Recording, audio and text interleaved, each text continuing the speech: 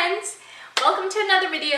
Today I'm going to show you how I transformed this desk from this old looking thing into a super soft cotton candy, unicorn, pastel, light refraction. Did I say all the adjectives? I think I did. So let me show you how I did it because it's an awesome technique that I think you can use. Okay? Okay.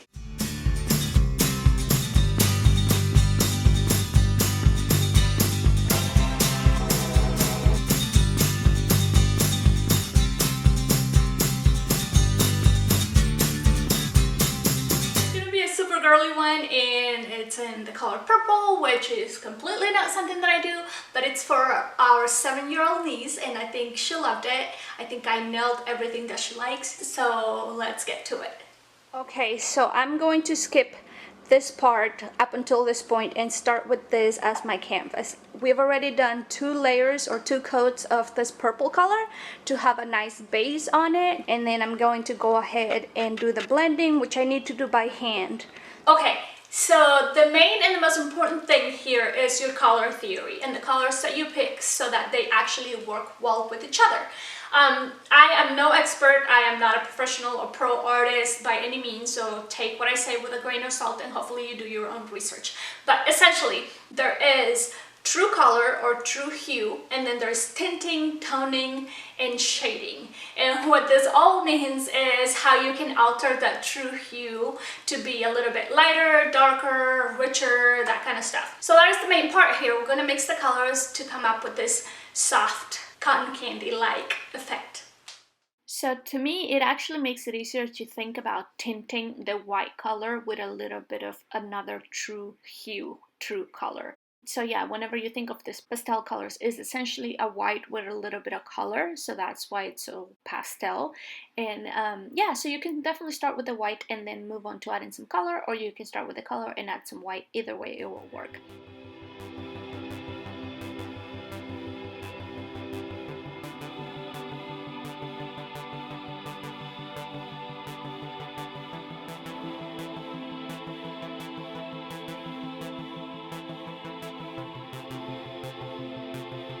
And then there's also toning, and toning means that you're going to add some gray to it, and it actually is just what it sounds like. Tone it down, you know, so make it a little bit more muted, not as loud per se. Well, East Coast girls are hip. And if you see me here, I like to pull up my picture for reference so that I can kind of compare my colors and see that I'm going in the right direction. We're going to start with that. I'm going to use my Dixie Belle brush and I'm going to mist the top of it just to make the paint slide easier, and I added a little bit of the true purple to mix in with the two because the grayed out purple was a little too toned down, too muted. I needed a little bit of that purple back.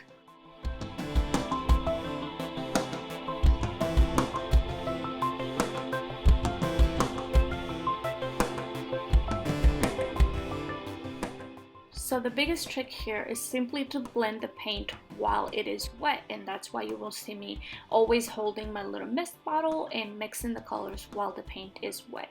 Do not let that paint dry or you will have harsh lines. You need to mix it and blur the edges until you can no longer see the line that divides the two colors. And to do that, I'm mixing up and down, left and right. Make sure those lines are really blended. Because the colors are complementary, they should blend into each other really well. That's why we chose these colors, and that's what you have to keep in mind when you're blending your colors. So that's what I'm working with here. And then the other thing that you want to consider is where your colors sit on the color wheel. So if you mix 2 colors together, they might mix well. And if you mix 2 colors from the opposite side of the color wheel, you're gonna have gray. So you usually want to mix according to the wheel.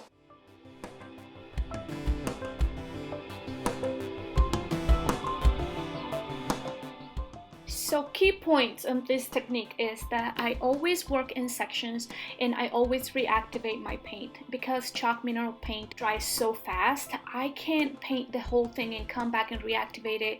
I think it will turn out super patchy, so I work in sections, make sure I blend that thoroughly, and then I move on to the next section.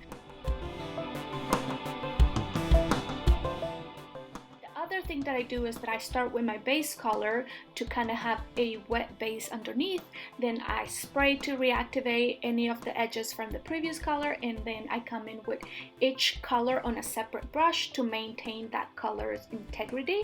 I do blend the edges with the main color as well, but if it gets too saturated with a mix of the two colors, then I will go ahead and wipe it off on a wet rag or a dry rag to get the excess. That way I maintain the main color that I am using that brush for. I hope that makes sense, because yes, I want them to blend, but also I still need to maintain the color so that it shows.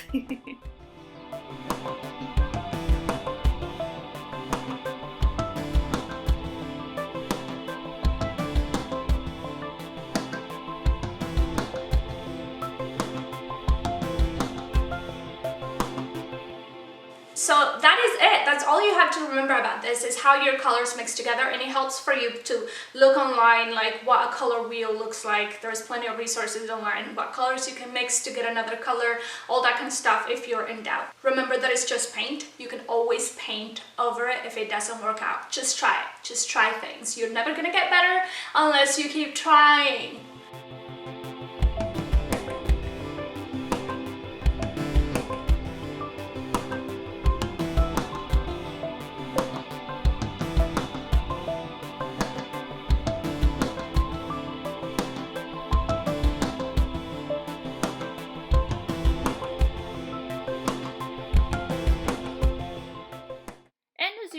I'm gonna show you the finished product again, but before I do that, let me remind you of where we started, because it is quite a change if I do say so myself. And also let me show you the inspiration compared to the project.